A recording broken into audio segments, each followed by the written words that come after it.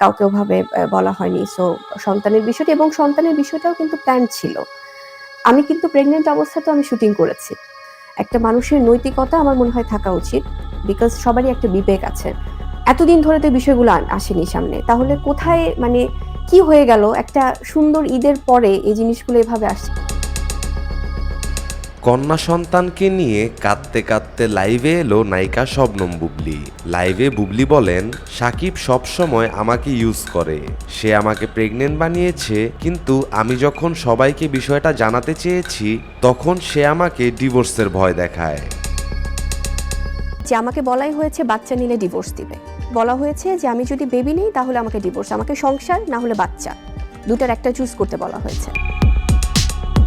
বুবলি আরও বলেন, আমি খুব শীঘ্রই সাকিবের কাছ থেকে ডিভোর্স নিয়ে নিব। প্রেগনেন্ট অবস্থায় সে আমাকে কোনো ধরনের সাপোর্ট দেয়নি, এমনকি বাচ্চা ডেলিভারি হওয়ার সময় সে আমাকে এবং আমার সন্তানকে একটিবারের জন্যও দেখতে আসেনি। এখন আমার যখন লেবার পেইন উঠেছে ভাইয়া, আমি না তখনও তাকে ফোন দিয়েছিলাম যে আমার খুব খারাপ লাগছে, ওর সাথে একটু কথা বলি তো।